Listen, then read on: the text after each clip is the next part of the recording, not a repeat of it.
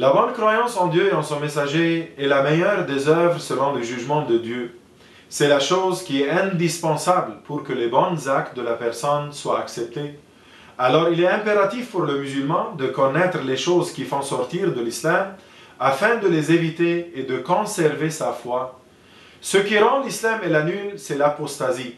Celui qui tombe dans l'apostasie perd la récompense de toutes ses bonnes actions.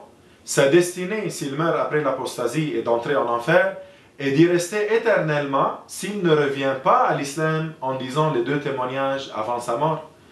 L'apostasie est de trois sortes, des croyances, des actes et des paroles. La première sorte, l'apostasie par les croyances, comme le fait de croire que Dieu est une lumière, ou qu'il est une âme, ou qu'il est assis sur le trône, ou qu'il habite le ciel, ou encore qu'il aurait une forme, ou croire qu'il y avait des prophètes qui n'étaient pas musulmans. La deuxième sorte, l'apostasie par les actes, comme celui qui se prosterne pour une statue, ou qui jette le Coran, al-Mushaf, le livre sacré, révélé au prophète Muhammad, à la poubelle, ou il le piétine.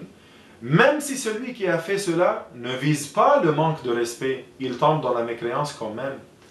La troisième sorte, c'est l'apostasie par les paroles. C'est par exemple insulter Dieu ou insulter quiconque parmi les anges, comme Jibril, Gabriel ou Azraïl ou autres.